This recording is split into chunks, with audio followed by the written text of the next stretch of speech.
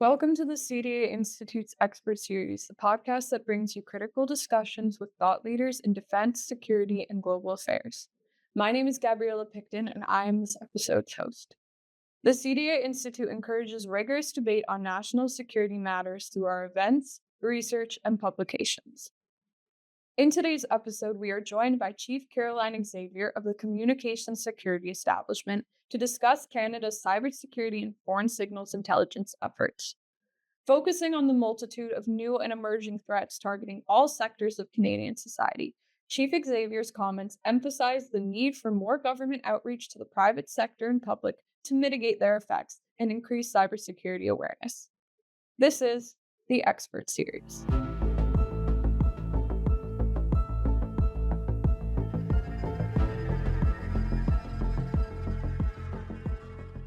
So, to begin, what do you believe is the current greatest threat posed by hostile state cyber capabilities to Canadian defense and security interests? Well, listen, first to begin, I would say that since 2017, we've been talking about threats, especially threats in the cyberspace. We've put out a series of publications related to emerging threats that we're seeing. And I'd say since 2017, when we published national cyber threat assessments or threats to democratic processes, from that time, we have been stating that we've seen the PRC, we've seen Russia, we've seen Iran, and we've seen North Korea as strategic threats with strategic interests in Canada. But more recently, I'd say our focus has tended to be around the PRC and Russia. Russia because of the war in Ukraine, of course, but I'd say the PRC has become more, has outpaced, I'd say, what other nations are doing with regards to potential interest in Canada. And we recently put out a publication about this as well, about the PRC's interest and in what we're observing as widespread targeting by the PRC, and really seeing them as a serious threat from a cyber perspective to critical infrastructure, as well as foreign influence or malign influence or foreign interference, and really cognizant of the fact that it can happen at all levels of government and also to industry. And this is why we felt it was important recently to put out this publication. So it's not to say that there aren't many other actors that we're concerned about, but from a host state nation's perspective, those would be the ones that we would say are really identified from the national threat assessment perspective as the more worrisome ones. Shifting now to discussion of countering these hostile states and hostile state actors, in 2019, the CSE Act granted the Communications Security Establishment the ability to conduct active cyber operations. How do you believe this has shifted CSE's ability to disrupt foreign threats targeting Canada? Appreciate this question because you're absolutely right. In 2019, we had the ability to add a new part of our mandate. And really, the whole act was really looked at. And it was a real opportunity for us to ensure that did we have all the tools to be able to allow us to be as equal as we can be, equal footing with some of our allies.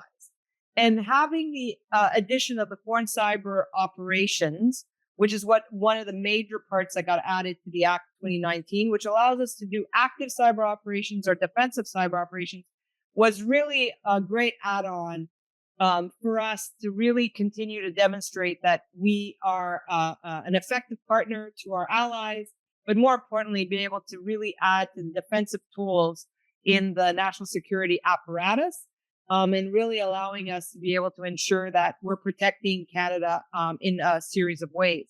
I'm happy to say that we've been able to use foreign cyber operations, and the intent of using these authorities is the ability to degrade, disrupt, influence, or respond or interfere with foreign actors who may have an interest to do harm towards Canada, or to potentially be cyber criminals who want to do economic damage or reputational damage to entities in Canada or towards Canada.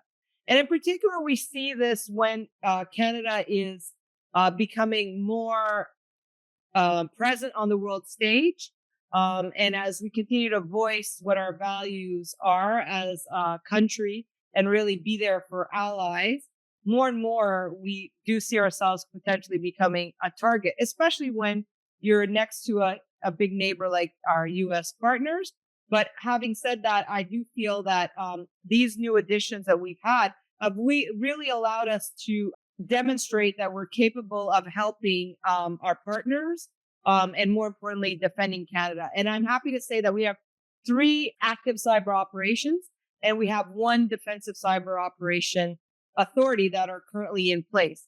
And more information about this can be found in our recently published annual report. In particular, I'm really proud of the work we've tried to demonstrate in that annual report around the use of these new tools. We really tried to do our best to lean forward to be able to share what we can within reason, because ultimately the intent is to, continue to do what we do in the best way we can while protecting our equities. But the annual report does a pretty good job of at least sharing what the elements are of these new authorities that we have. How do you see the shift shaping CSC's ability to become a more active partner in its intelligence cooperation relationships with other Five Eyes countries? No, and I think that linking back to your last question about our authorities coming into place in 2019, I'd say that that really has helped shift the ground. Like, let's be clear though, like we're almost 80 years old as an agency.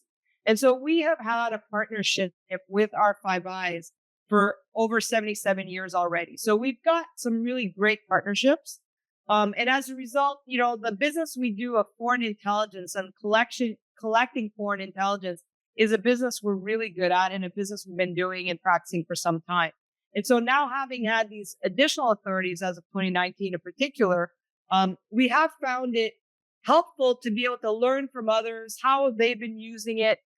How do we do the establishment of our governance, our risk framework, and really learn from our allies in a way that we can continue to improve the way in which our authorities can get used, but more importantly, continue to be a valuable partner for our allies. And so I do feel that being able to continue to do the intelligence work we do with our allies, but as well be a partner with them from a cyber defense perspective, as well as a cybersecurity perspective, we're really gaining great reputation as Canada, as an agency. We've had colleagues like the UK call us out in a positive way as being really at the top of the pack when it comes to cybersecurity and cyber defense. And we're really proud of that. And so I think for us, our plan and our goal is continue to do our best, be our best selves in terms of what we bring to the table. And we're being recognized for that. And so I do think that this work and the way in which we're structured, the way in which our authorities work allows us to be flexible and agile and really be responsive to various threats that we're feeling from a Canadian perspective, but also to be helpful to allies when they need us. Are there any other mechanisms or aspects of CSC's mandate that you'd like to highlight as a critical part of Canadian defense and security interests? So CSC has 5 parts to its mandate, and we've spoken of a couple of them when I spoke about the foreign cyber operations. So the defensive cyber operations as well as the active cyber operation. But another part of our mandate is our foreign intelligence collection, which we've also spoken about. And then the other part is our cybersecurity mandate, of which the Canadian Centre for Cybersecurity is part of. But within that, what people underestimate is how valuable having all these parts under one agency being really part of, I'd say, our secret ingredient. The fact that I can do cybersecurity informed by foreign intelligence is extremely helpful to us being able to do our mandate more effectively and more efficiently, really, in the long run. The other thing that we have is the communication security. Literally, it's part of our name, but we literally have the ability to do that as part of our mandate. It's part of our information assurance program. We worry about cryptology. Like, we worry about the fact that quantum computing is a threat if we don't stay on top of all the work that we do with allies and ensuring that we're being ready for the threats that come in the future. We worry about artificial intelligence, and all of these form part of our information assurance program. And so the ability to be able to defend against, over 6 billion malicious actions per day of government systems that we protect allows us to better understand the various threats that are coming towards Canada, Canadian systems, and to be able to advise and provide better information to critical infrastructure partners, to stakeholders, to Canadians. And also on top of that, building on the relationships we have with international partners, both the Five Eyes and non-Five Eyes, because we have great relationships outside of the Five Eyes, especially in the cybersecurity space. And so I just want that people walk away understanding that the value that we have as Canada is having all of this under one agency allows us to really be able to have flexibility in leveraging our foreign intelligence as well as our cybersecurity mandate in both directions to be really informing the type of work that we do, but more importantly, to be able to do a better job for protecting Canada. And that's something that I'm really proud of. And the final part of our mandate that often isn't talked about, but is there, is the ability to assist others. So mainly assisting folks like the Canadian Armed Forces, our law enforcement partners, such as the RCMP or our CSIS service colleagues, because we are, after all, Canada's national technical authority and technical cyber authority for Canada. And so sometimes there's something only we can do, and we are there to support them in that capacity. And so that's the other part that sometimes people aren't aware that happens in our mandate.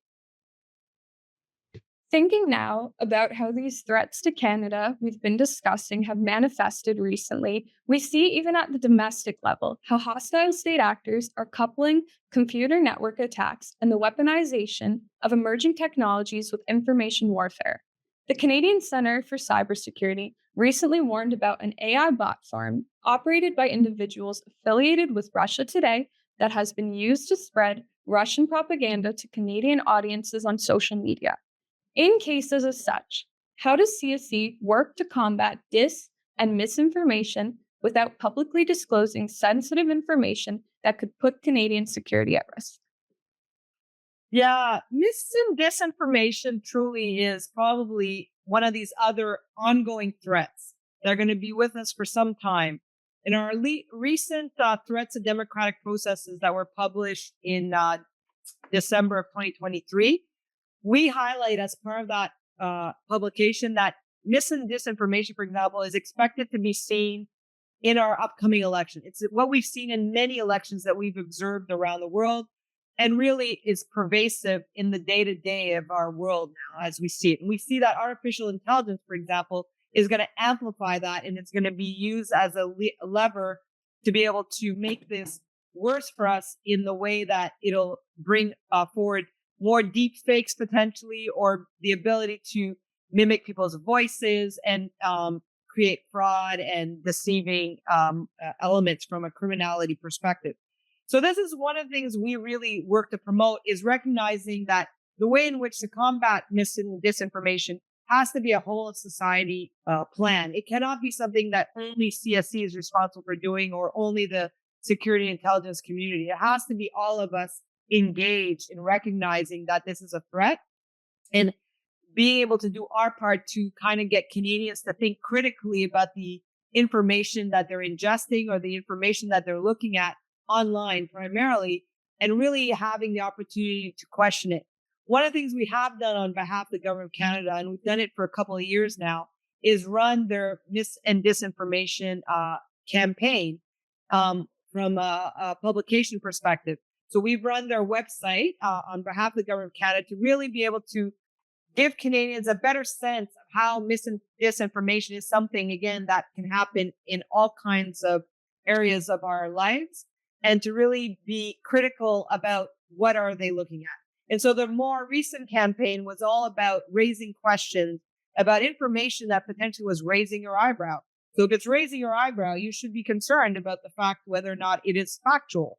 It's okay to question some of the information you're looking for. Go look for additional sources of information. And so we do feel that education is a big part of the pillar of trying to mitigate against the risk of mis and disinformation. But I'd say in addition to the educational element, we really use, again, our tools like our foreign cyber operations as a way in which to potentially disrupt perhaps an actor in the foreign space that may be trying to target mis and disinformation in a malicious manner. Or we'll do things like the co-badging that you spoke about, where we'll do a co-publication with many other allies to be able to highlight something that we feel is of concern from the mis and disinformation. We'll continue to put out publications like the one we put out in December to be able to educate people in the sense that, mis and disinformation is something that will continue to be pervasive and that we should be quite worried. And we know that nation states are using this as part of information operations. And so again, as part of our national cyber threat assessments, of which a new one will be published before the end of this calendar year, I expect that we will again talk about mis and disinformation as part of that, because we did in our national cyber threat assessment that we put out in 2022. So it's been with us for a while, and it's just recognizing that it's not going away anytime soon, and it will continue to need to be a whole of society effort to continue to manage it, and really calling it out where at all possible. One area we've seen many of these threats that you've mentioned emerge is in elections and other democratic processes. How is CSC preparing to combat influence operations targeting Canadian democratic processes that may emerge in advance of critical elections throughout the rest of 2024 and 2025? Yeah, like I mentioned, since 2017, we've been putting out some publications. And as I said, the more recent one was the one in 2023 of December, linked to threats to democratic process. That is the publication. We have 4 of those that have been put out now that really focuses specifically on general elections and what we observe around general elections around the world to help us and inform us to do better in Canada, or to help mitigate the risks we see coming our way. One of the other things we do, however, is work really closely with various electoral bodies across the country. So we work specifically with Canada elections, but as well at the provincial level as well. We recognize that provinces and territories also have elections that occur, or municipalities have elections. And so really do our part to kind of ensure that we are seen as a partner to help add rigor and robustness to their systems. More and more, that is the type of guidance and advice we see ourselves doing. And as well, putting out, again, ongoing publications to educate Canadians. When we've recently, in the last election, for example, we put out pamphlets geared towards both voters or candidates or electoral parties, to be able to educate them that they are targets when it comes to elections, and to really give them some tips and tricks and things to be wary of, that they should be paying attention while they're running various campaigns. And this again links back to the mis and disinformation we spoke about a few minutes ago. Always be worried that, anytime a candidate could be perhaps taken and misrepresented through mis and disinformation. Those are some of the threats we know that could potentially happen. The other thing I would add to that is that, again, we work in collaboration with many partners to be able to ensure that we learn from their elections. And so, as you know, this is a year of many elections, including that of our partners to the south of us. And so, even having seen the election in the UK, staying in partnership with many of our allies to see what have they learned, what new threats have they seen. So even if it's not in the current publication, we will continue to remain updated as to what's going on with regards to what people are seeing from a threat perspective. And, the inquiry that's going on right now on foreign interference will also be a helpful reminder to Canadians, but also a helpful reminder to us to ensure that we're doing our part to continue to ensure that we're providing good information sessions to members of parliament. And there has been a few of these that we've held already, including with the work we're doing on what we call the SITE team, which is the Security and Intelligence Threat to Elections team, which is made up of ourselves, our CSIS colleagues, the RCMP, as well as Global Affairs. And so 4 of us together, respecting our own authorities, working together to give our best advice to a panel that will eventually continue to do what it needs to do to advise Canadians if there's anything they need to be concerned about in the upcoming election. But generally, we do that work all year long. So we don't just wait for an election to be able to identify what the threats might be. and to do our part to educate Canadians as well as the government so that they can put in place the necessary steps and mitigate the threats that could come our way. We spoke about this a bit earlier, but targets of foreign threat actors are becoming increasingly varied and affecting every sector of Canadian society. How do you see CSC's response strategies evolving in response to this? And will this require more public outreach and awareness? The answer is yes. More public outreach and awareness, absolutely. And I'd say that we're well on our way on that, but there's so much more work to do because you can just never do enough in this space, to be honest.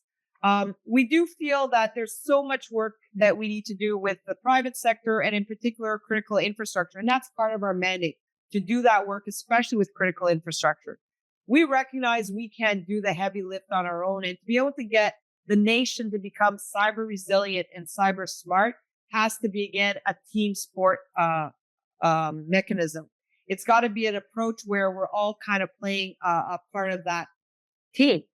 And so with that, we do see that we need to continue to establish better partnerships with some of our critical infrastructure. And we've done that over the past few years and even beyond the last few years. But in particular, over the last year, and again, highlighted in our annual report, we've made some really big efforts with the oil and gas sector, for example, the energy sector right at large, with our financial sectors. We already had a great relationship with our telecommunication sectors because, again, these are seen as critical infrastructures that are really important to Canadians, in addition to our health sector and many others, where we want to continue to have them become more and more resilient from a cyber perspective. And to be honest, when you think of the CrowdStrike incident that happened from a global perspective, you can see how important the private sector needs to play in building that cyber resiliency. So I'm happy that that was not a cyber incident in itself in terms from a cyber attack or anything of that nature. But the reality of it is that just demonstrates how important the partnerships we have with the private sector continue to be, and to be able to really have the private sector step up and really build in cyber resiliency and security by default in the various applications that they're putting out, whether it's hardware or software. And these are the conversations we continue to have with our partners. In particular, I'd say we're doing it especially from a North American perspective with our partners to the US, recognizing that security by default needs to be baked in to some of the things that, the private sector is rolling out. I think there'll be a lot to learn from the CrowdStrike incident, both for us as an agency, but also as nations. And I think there'll be more to talk about around this. But this just demonstrates how important the partnership between ourselves and private industry matters. And we know we rely on them as much as they rely on us. We will do our best to continue always providing our best advice, giving our guidance, giving them alerts. And already we do this in the form of what we call pre-ransomware notifications. So some work that we've done with our American colleagues in particular, we've over 500 organizations have been contacted by us, ourselves and our American colleagues, to tell them, by the way, we see something that's about to happen to your organization, potentially have you be impacted by a ransomware attack. And we've been able to prevent that when they've taken our call or heeded our recommendation. And so we've saved quite a bit of money from an economical impact. When you think of ransomware attacks can be worth quite a bit. And we're really proud of that. And that's just one example of the many things we need to continue doing in support of the private sector, but with the private sector, anything else that we can come up with. We're coming to the end of our questions for today, and we've covered a lot of excellent ground. But before we end our discussion, I'd like to see if you have any final thoughts for our listeners. Specifically, what can they as Canadians do to better protect themselves from being taken advantage of by foreign threat actors? Well, I have to say that it's always about going back to the basics. We work really hard through our website in our campaigns, especially during Cyber Awareness Month in October, of just reminding Canadians, the average Canadian, how important the basic cyber hygiene tips that we have for them are important. Like, changing your password periodically, using multi-factor authentication, for example, when you're using your banking account, making sure your iOS is up to date or whatever operating system that is on your phone is up to date. I mean, we don't say this for our own health, we say it for the global health. We say it for the health of our Canadians to be able to pay attention that cyber threats are amongst us. And, not clicking on every potential text message you receive that tells you that perhaps CRA is after you, for example. We know there's quite a bit of fraud that's happening through various what we call phishing exercises, and that there are people that have fallen vulnerable to this. So a lot of campaigns we run recognizing that it's a generational element to educate people where they're at. And we use a lot of partners to help us do that are really good at this and be able to reach people at different parts of our society. And so really an opportunity to just remember that Canada is not immune, that, deep fakes and generative AI will bring with it great opportunities and benefits that we want to see implemented in Canada, but with the recognition that we have to do our best to mitigate the risks that could come with that. And also that, whatever they can do is to continue to educate themselves, subscribe to some of our alerts. I would really highly recommend that, especially as small, medium enterprises, as well as businesses right at large. We have a lot of advice we put out on a regular basis in an automated manner. So cyber.gc.ca is where you can find us on that. Subscribe to our social media platforms. Really, I mean, it's having the opportunity to have this conversation with you today that I'm hopeful is also another way in which we can reach as many people as possible for them to be better educated and understanding that we're here to help. We really are here to help and really want to continue to do our part, but that we recognize that it takes all of us to continue to make Canada as resilient as it can be, which will always be an ongoing effort. And my final thought is security comes in layers. So, we can never guarantee 0% risk. And so it's always trying to approach things in a way that what are the additional things and steps I've taken, whether it's protecting my handheld, my phone, mobile, all the way to what I need to do for my own business. So it's just always looking at it from a layered approach that you're taking several steps so that like an onion, you're not letting anybody come into the core without crying a little bit first. Thank you very much for taking the time to speak with us today. It was an honor to have you on the Expert Series podcast, and we know our listeners will truly appreciate your insights and heed your advice. Thank you very much. Thanks for making time for me today, and all the best. Thank you. You as well. That's all for today's episode of the CDA Institute's Expert Series. To learn more about the CDA Institute, you can visit our website at www.cdainstitute.ca or subscribe to our newsletter. Thank you, and we hope you'll be tuning in next time.